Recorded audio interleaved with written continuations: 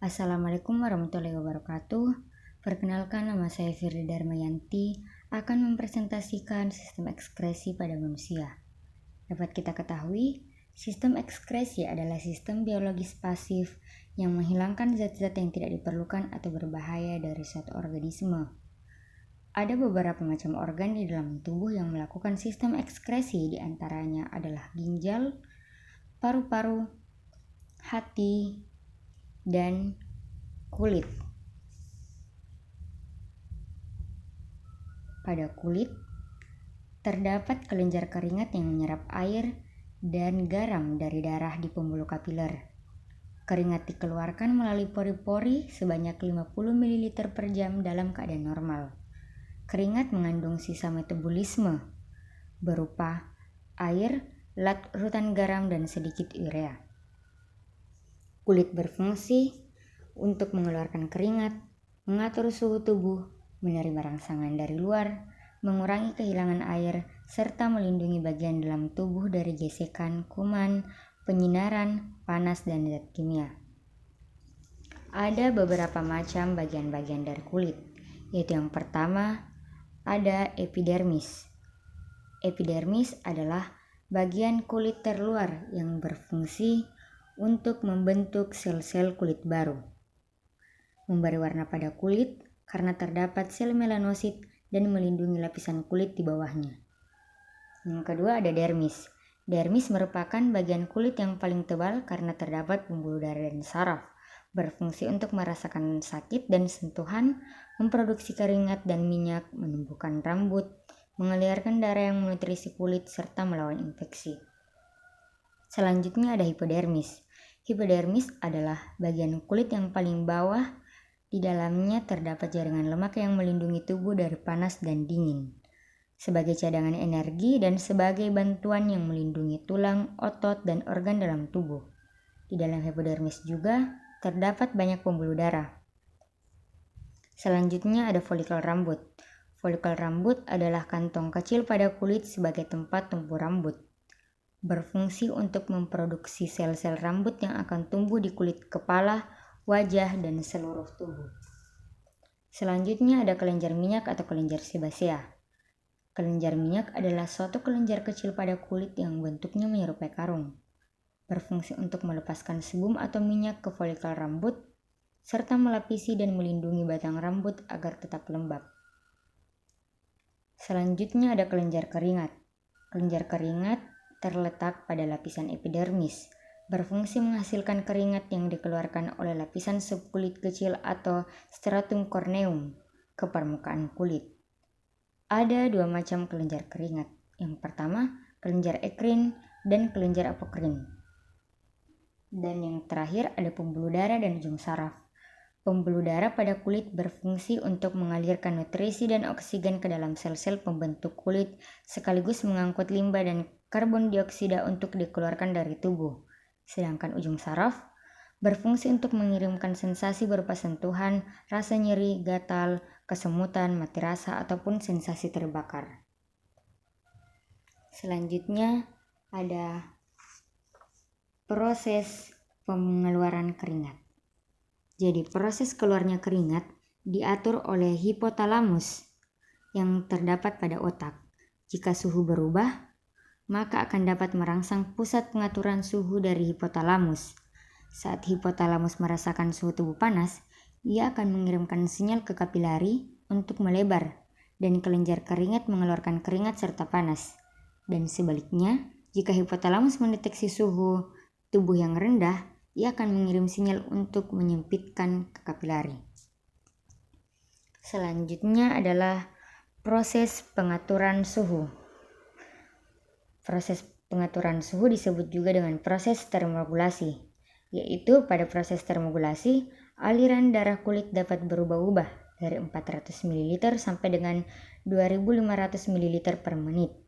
Darah lebih banyak mencapai kulit daripada pusat tubuh yang panas, maka suhu kulit lebih dekat ke suhu pusat.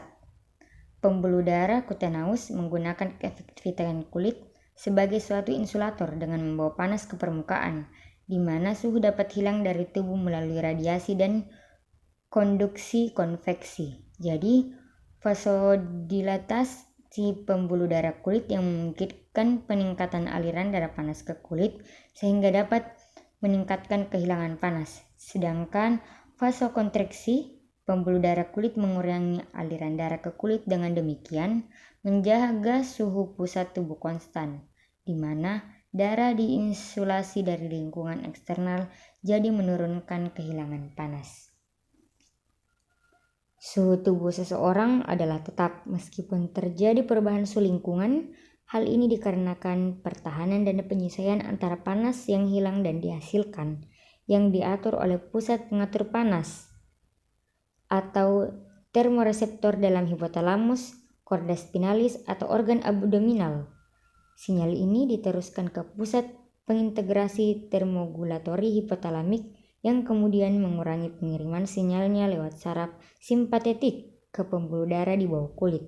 Akibatnya, pembuluh darah bawah kulit mengalami vasodilatasi sehingga banyak darah panas mengalir ke bawah kulit. Di samping itu, sinyal juga disampaikan ke kelenjar keringat untuk mengekskresikan keringat ke permukaan kulit. Proses berikutnya adalah menguapkan keringat dengan mengambil panas dari darah yang mengakibatkan suhu tubuh kembali normal. Selanjutnya, saya akan menjelaskan tentang fungsi beberapa organ sistem ekskresi pada manusia, yaitu yang pertama ginjal. Ginjal berfungsi untuk mengekskresikan sistem metabolisme yang mengandung nitrogen, misalnya amonia, mengatur keseimbangan air dengan cara osmoregulasi, dan yang terakhir, mengekskresikan zat-zat yang jumlahnya berlebihan, misalnya vitamin yang larut dalam air. Yang kedua, paru-paru atau pulmo. Paru-paru berfungsi untuk mengekskresi zat sisa metabolisme yang berupa uap air dan karbon dioksida. Yang ketiga, hati. Hati merupakan alat ekskresi terbesar dalam tubuh. Hati menghasilkan empedu atau bilus yang mengandung zat sisa dari perombakan eritrosit dalam limfa. Berfungsi untuk menyimpan gula dalam bentuk glikogen, mengatur kadar gula darah, tempat pembentukan urea dari amonia, penawar racun, tempat pembentukan fibrinogen dan protrombin. Selanjutnya kulit. Kulit berfungsi untuk mengeluarkan keringat, mengatur suhu tubuh, menerima rangsangan dari luar, mengurangi kehilangan air, serta melindungi bagian dalam tubuh dari gesekan, kuman, penyinaran panas, dan zat kimia.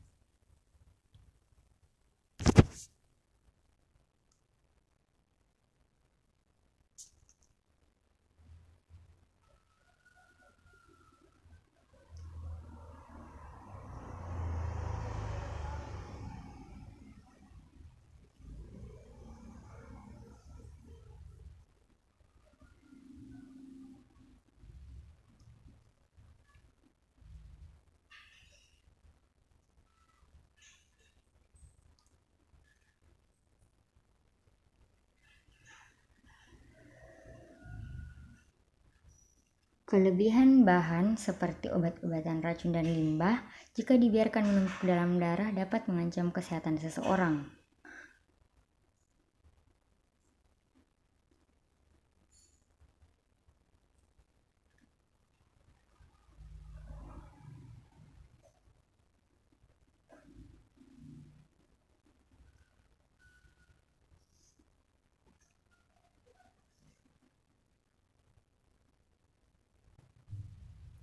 Ginjal adalah unit penyaringan dasar yang terdiri dari dinding yang sangat tipis dan setiap kapiler darah berhubungan dengan ujungnya yang berbentuk tabung yang menyerupakan tempat pengumpulan urin yang disaring. Di setiap ginjal memiliki sejumlah unit filtrasi yang disebut dengan nefron yang letaknya berdekatan. Sisa pembuangan yang tidak dibutuhkan lagi oleh tubuh yang dikumpulkan dari darah dalam bentuk urin. Urin yang dihasilkan melewati ureter ke kandung kemih. Urin lalu disimpan ke dalam kandung kemih dan akan diteruskan keluar melalui uretra. Ginjal manusia terletak pada dinding posterior abdomen di daerah lumbar di sebelah kanan dan kiri tulang belakang. Di belakang peritoneum yang dibungkus lapisan lemak tebal. Ginjal memiliki panjang 6-7,5 cm dan tebal 1,5-2,5 cm serta memiliki berat kira-kira 140 gram. Ginjal terdiri atas banyak nefron yang diperkirakan 1 juta nefron dalam setiap ginjal. Bagian-bagian ginjal yaitu terdiri atas beberapa bagian. Yang pertama ada renal pelvis atau rongga ginjal. Setiap rongga ginjal keluar saluran yang disebut ureter. Ureter menyalurkan urin ke kandung kemih. Dalam kandung kemih urin disimpan untuk sementara. Dari kandung kemih urin dikeluarkan menuju saluran yang disebut dengan uretra. Zat-zat yang disebut dengan uretra. Yang kedua ada medula atau sumsum ginjal. Medula terdiri dari tubulus contortus yang bermuara pada tonjolan papila di rongga ginjal, dan yang terakhir adalah korteks atau lapisan luar. Korteks mengandung kurang lebih 100 juta nefron. Setiap nefron terdiri atas badan Malpighi dan tubulus. Badan Malpighi tersusun dari kapsula Bowman dan glomerulus. Tubulus dikelilingi oleh pembuluh darah kapiler. Tubulus yang dikelilingi oleh pembuluh darah kapiler. Tubulus yang dekat dengan badan Malpighi disebut dengan tubulus contortus proximal, sedangkan tubulus yang jauh dari badan Malpighi disebut dengan tubulus contortus distal.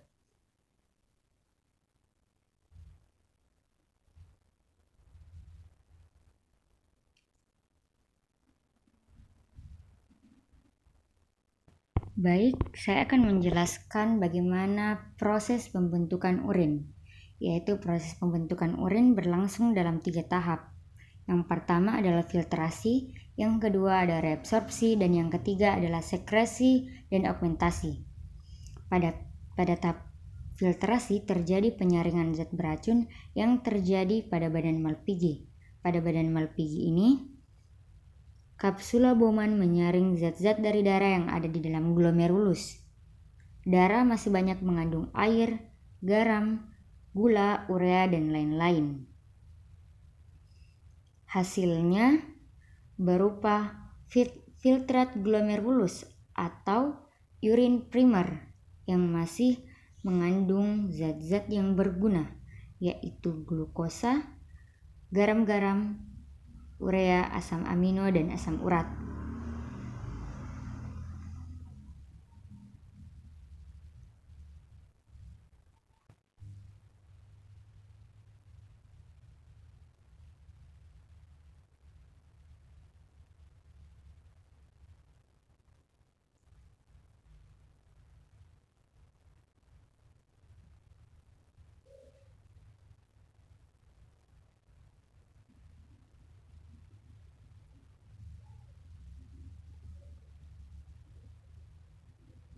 Selanjutnya adalah tahap reabsorpsi atau penyerapan kembali. Urine primer dari glomerulus selanjutnya dialirkan menuju ke tubulus contortus proximal.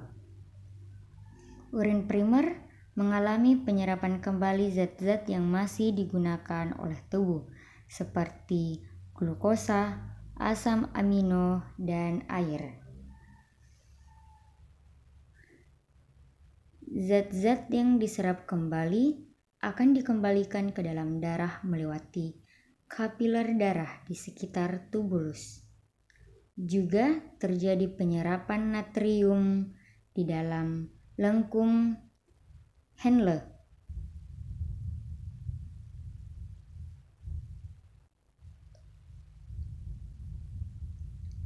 Hasilnya berupa filtrat tubulus atau urin sekunder, yaitu di dalam urin tersebut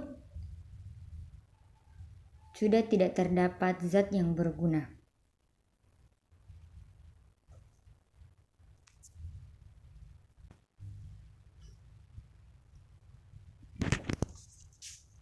Urin yang merupakan campuran air, limbah racun, dan beberapa kelebihan nutrisi disaring dari darah daun masing-masing ginjal melalui tabung otot sempit yang disebut dengan ureter.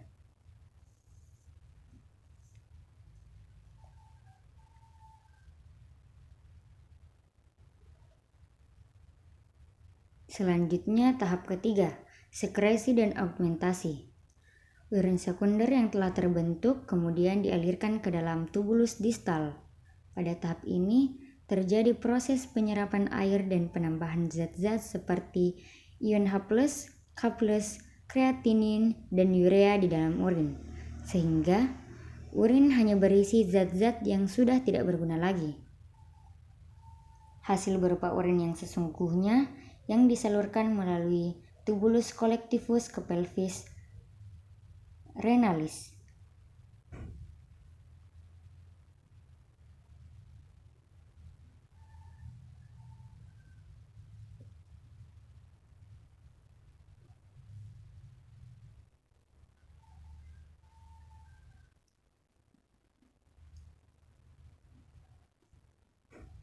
Dengan arah oblik bermuara ke dalam posterior atau kandung kencing yang disebut juga dengan penampung urin.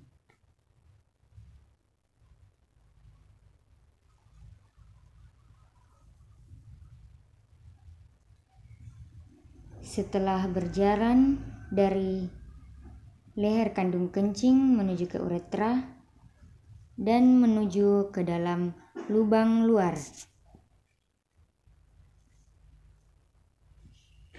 Sekian dari saya. Wassalamualaikum warahmatullahi wabarakatuh.